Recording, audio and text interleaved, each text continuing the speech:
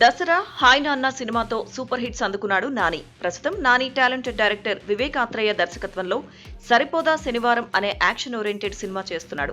ఈ cinema shooting శరవేగంగా జరుగుతుంది.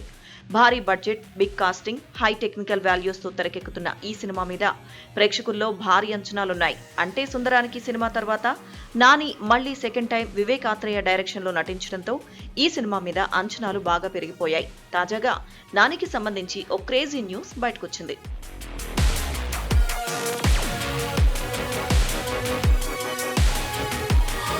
నేచురల్ స్టార్ నాని ఓవైపు హీరోగా నటిస్తూనే మరోవైపు తన సొంత బ్యానర్లో సినిమాలు నిర్మిస్తున్నారు. హిట్ సిరీస్ చిత్రాలను ఆయన కొనసాగించనున్నారు. ప్రస్తుతం ఆ కసరత్తులో ఉన్నారు.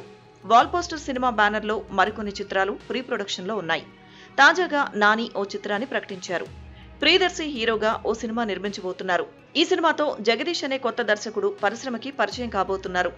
ఈ కథను నాని దగ్గరకు తీసుకువెళ్లింది ప్రియదర్శినే.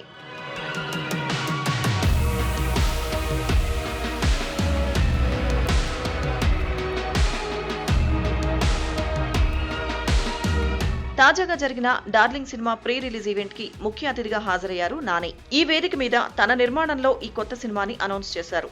దర్శి అద్భుతమైన ప్రతిభ గల నటుడు. అతన్ని హీరోగా పెట్టి ఓ సినిమా నిర్మించబోతున్నా. ఈ సినిమాకి జగదీష్ దర్శకత్వం వహిస్తారు. తనని నా వద్దకు తీసుకొచ్చింది దర్శినే. జగదీష్ కథ చెప్పిన తర్వాత మా బ్యానర్ నుంచి మరో మంచి దర్శకుడిని లాంచ్ చేస్తున్న ఫీలింగ్ వచ్చింది.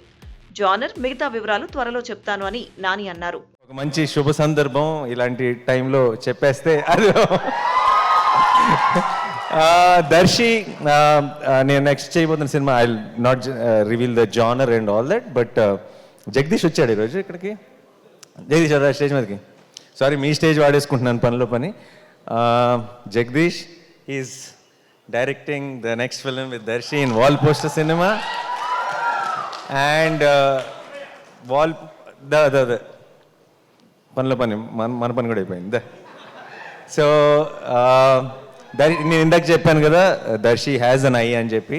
Darsi only found him again and తను కథ చెప్పిన వెంటనే I had a feeling that Wall Poster is proudly launching one more very very very talented director. And ఈ పేరు చాలా బాగా వింటారు, జగదీష్. గుర్తుపెట్టుకోండి. టక్ చేసుకోలేదు కాబట్టి టక్ జగదీష్ అనలేకపోతున్నాను. But yeah